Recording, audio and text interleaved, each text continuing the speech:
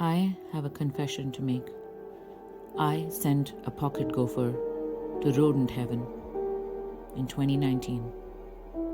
And now his cousins have come for revenge. And since I'm Indian, I know one thing for sure. Karma always shows up. This time with whiskers. Today I fight back with Victor rat traps. Pros say to wear gloves to hide your scent. Gloves? Please.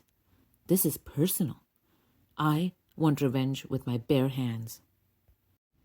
Here's a closer look of the metal staple and the arm bar.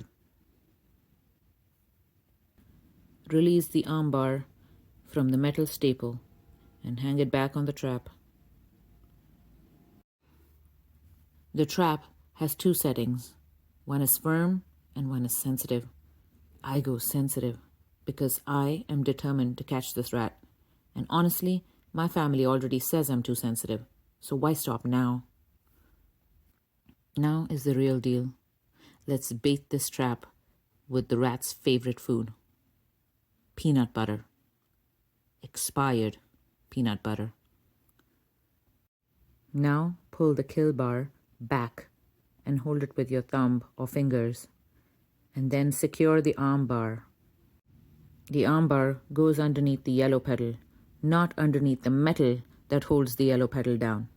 Gently lift the yellow pedal and put it closer to the sensitive setting and slowly release both your hands. And the trap is now set. And because this was all-out war, I set 4 traps along his regular routes, always with the plastic pedal side flush against the wall. That's like laying landmines in a war zone. Peanut butter landmines. Victory is mine. So go on and hit subscribe because clearly I'm out here risking my fingers so you don't have to call pest control.